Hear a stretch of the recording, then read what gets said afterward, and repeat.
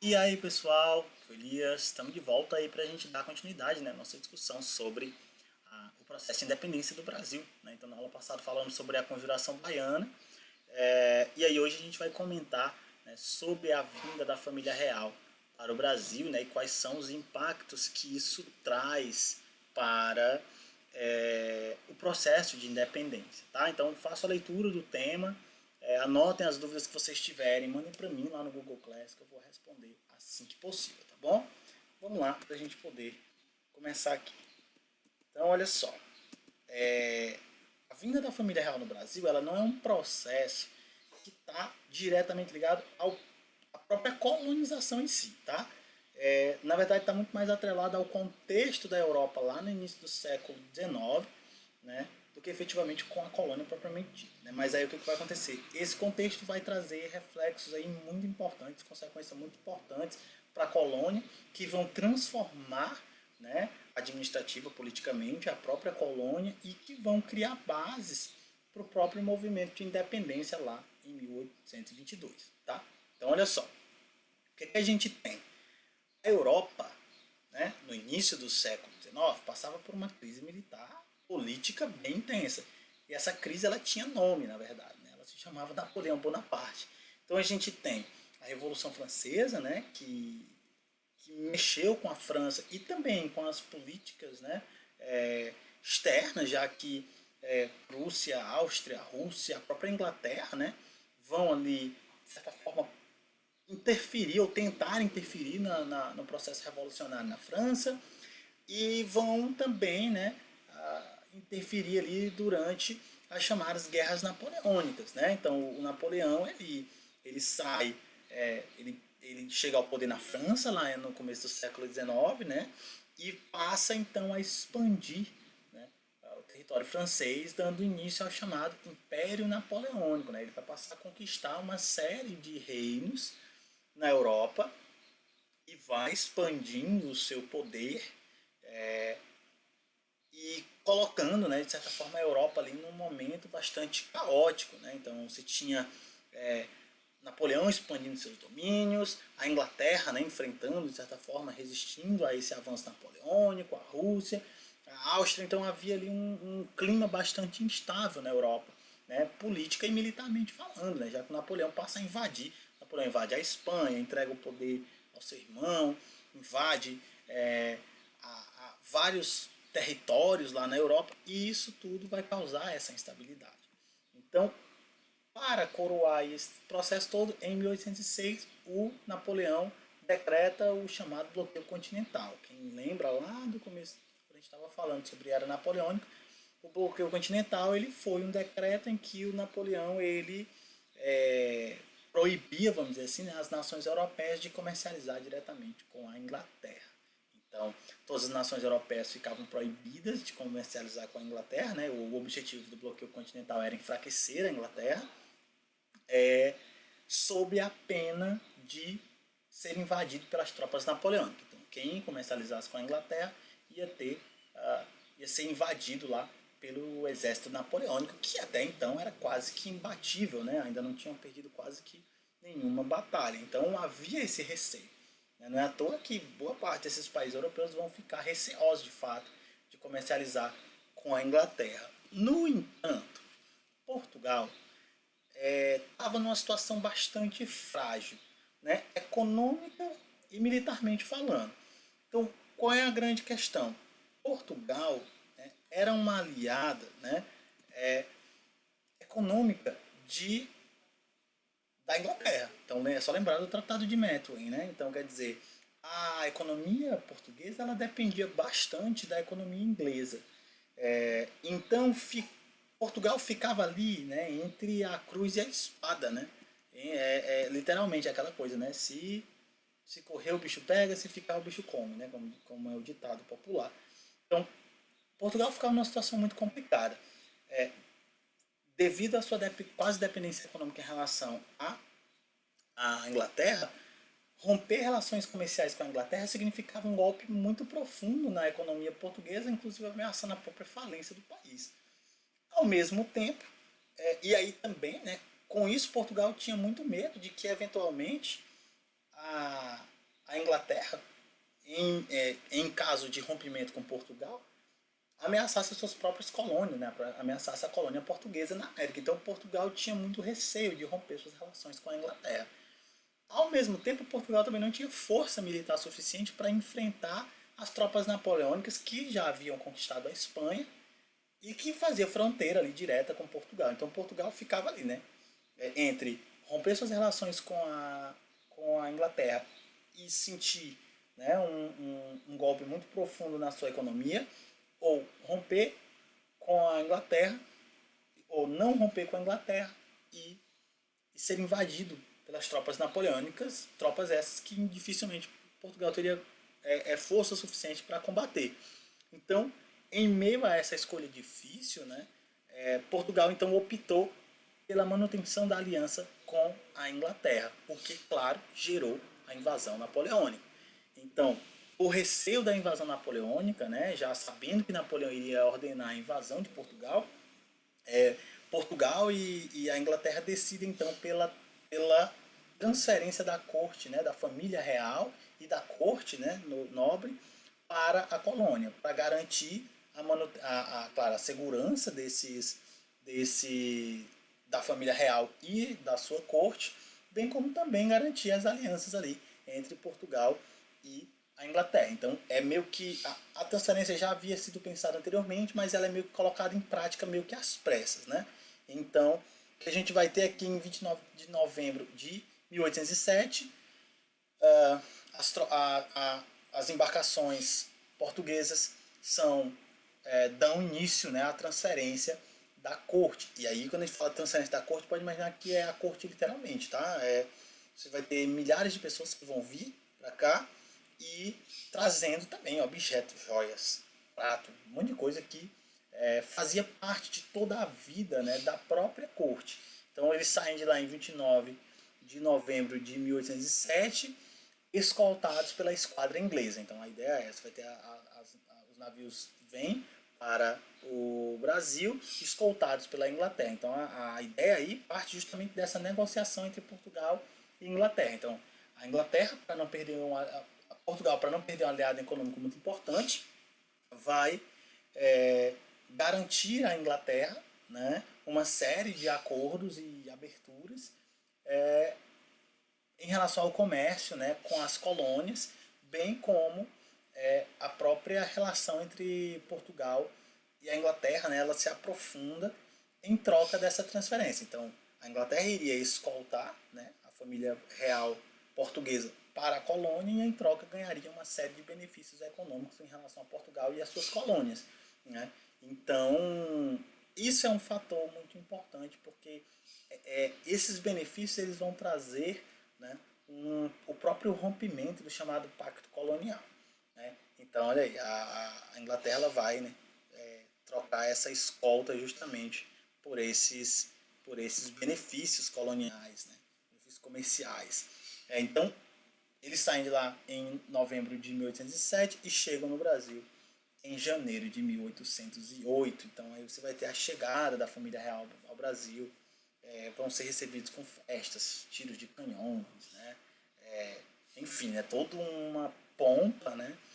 Porque era a família real, né? O rei estava vindo para o Brasil e isso, né, representava muito dentro da mentalidade daquele momento, né? Então aqui você tem aqui um quadro, né, representando o embarque, né, da família real, né, da corte, né? Você tem aqui os navios, né, as carruagens trazendo, dizem ainda que muitas coisas ficaram no porto, né, devido à pressa do processo, que trouxeram livros, trouxeram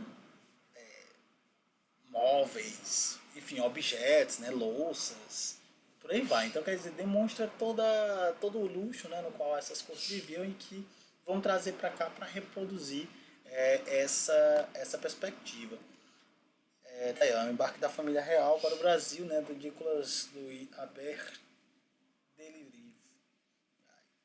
Então vejam só, aqui a chegada, né, a chegada da família real ao Brasil, né, eles chegam primeiro em Salvador, depois eles vêm para o Rio de Janeiro, então que é onde eles vão ficar de fato, né? A família ela vai assentar ali a sua estadia de fato no Rio de Janeiro, inclusive, né? Muitas casas recebiam aí a insígnia PR, né? Que era Príncipe Regente, né? Que era o Dom João VI.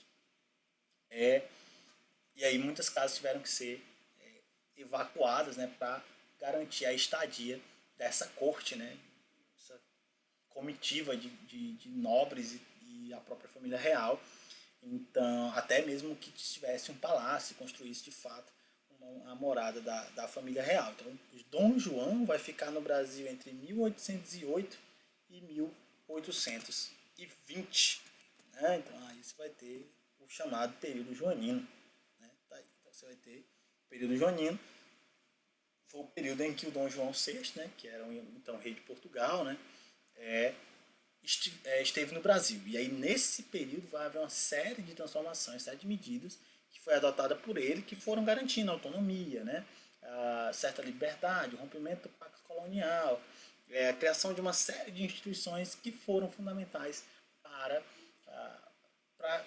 vamos dizer assim, para embasar, né, o próprio movimento de independência que ocorreria lá em 22. Então, olha só, primeira reforma assim, que faz parte do acordo, né, feito com a Inglaterra em troca da escolta foi a abertura dos portos às nações amigas. O que isso quer dizer? Quer dizer que, como Portugal, né, como a sede da coroa estava agora na colônia, né, agora a colônia recebia, né, não apenas navios portugueses, né, mas navios das nações amigas de Portugal podiam trazer, né, mercadorias diretamente para a colônia, o que significou, de certa forma, o fim do monopólio comercial, já que agora Portugal não mais detinha, né, a exclusividade dos portos, né, do comércio colonial. Né? Então, aqui, de certa forma, já rompe-se, né, a ideia de monopólio, da própria forma como a colônia ela havia se estruturado ao longo de todo o processo de colonização lá no início do século XVI, se rompia com o fim desse pacto colonial, né, desse monopólio. Em 1810 é assinado o chamado Tratado de Comércio e Navegação, né, que de certa forma complementava a abertura dos portos. A abertura dos portos acontece ainda em 1808, alguns dias depois que o Dom João chegou ao Brasil, então já representava aí esse interesse inglês, né? Concedia tarifas privilegiadas à Inglaterra, né? Então, enquanto outras nações pagavam taxas mais altas para terem seus produtos comercializados dentro do território, né, da colônia, né, no caso aqui do Brasil, a Inglaterra recebia essas tarifas bem mais baixas, inclusive muitas vezes mais baixas até mesmo que os produtos portugueses. Então, isso vai fazer com que a Inglaterra ganhasse bastante espaço na economia colonial lá no século XIX. A gente vai ver, inclusive, que durante todo o século XIX a Inglaterra foi a principal mentora, até mesmo do próprio processo de independência, que também interessava a Inglaterra. Então, inclusive, quem vai pagar mesmo, assim, de fato, né, a independência do Brasil é a Inglaterra, né, que vai emprestar dinheiro para que o Brasil pagasse a indenização a Portugal. Então, olha só, quando a corte chega aqui, o que, é que a gente tem? Uma colônia, né, que não tinha preparação nenhuma, que não representava nem a metade do requinte, que era Lisboa, né, os palácios, né, lá da cidade, das cidades portuguesas. Então, a chegada da corte ela também representa uma mudança na vida da própria colônia. Por quê? Porque essa elite ela vai buscar, né, reproduzir o modo de vida que elas tinham lá nas cidades europeias, né? E isso tanto no seu aspecto urbano, então, por exemplo, o Rio de Janeiro, que vai ser a sede mesmo assim de onde a corte vai ficar, vai passar por várias reformas urbanísticas, né, para ficar menos, vamos dizer assim, menos colonial, né? Quando a gente fala de colonial, nós estamos falando de ruas realmente muito, não tinham ladrilho, né? Não tinha aquele pavimento, não tinha esgotos, né? Não havia coleta de lixo, não havia nada disso. Então as ruas eram bem sujas, né? Havia muitas doenças. Então para tentar mudar, embelezar essa cidade, vão haver várias reformas urbanísticas. Também vai haver uma transformação, de certa forma, cultural possibilitada aí, né? Já que você vai ter a criação de museu, criação de imprensa, né? Que não existia na colônia até até então, né? Então a gente vai ter, ó, canalização de córregos, né? Então haviam córregos que passavam nas ruas e tudo mais. Você vai ter a canalização, né? Justamente para manter as ruas mais limpas, menos lamacentas, né? Que era uma característica bastante comum lá do Rio de Janeiro. Iluminação das ruas, você vai ter criação de aterros, né? Abertura de estradas, né? Justamente para reproduzir minimamente, né? Claro que não conseguia, de fato, fazer parecer a Europa, mas minimizava, né, o impacto dessa vida colonial em relação à vida na corte.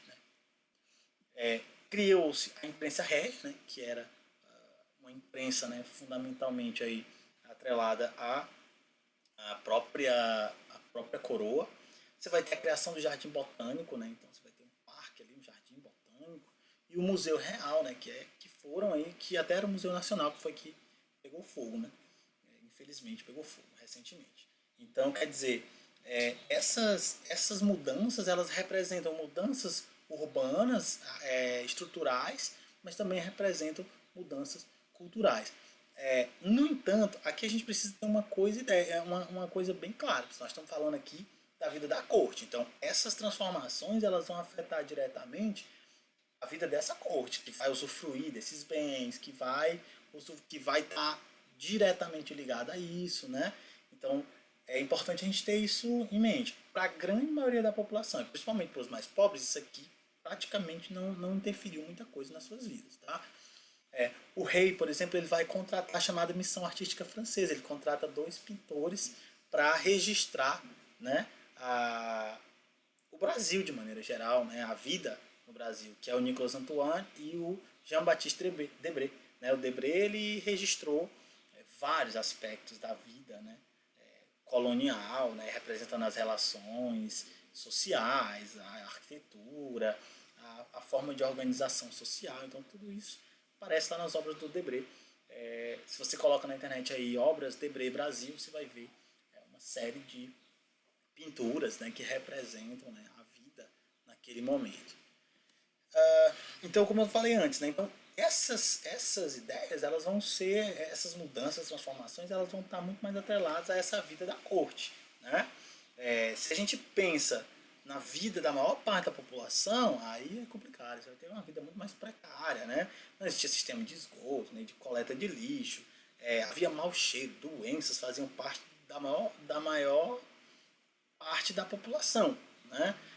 Além disso, faltava alimento, água potável, moradia, né? Principalmente para os negros que eram escravizados ou ex-escravizados, né? Porque aí você tem que pensar também numa sociedade que é em si extremamente racista, né? Então muitos negros que ganhavam alforria não tinham espaço dentro daquela sociedade. Os mais atingidos, claro, eram os escravizados e os libertos, né? Que geralmente viviam em cortiços, que eram pequenos alojamentos mal estruturados, bastante sem condições humanas de estabelecimento. Então aqui já se demonstrava muito claramente o abismo social que existia, né, e que ainda existe, na verdade, no Rio de Janeiro. Né?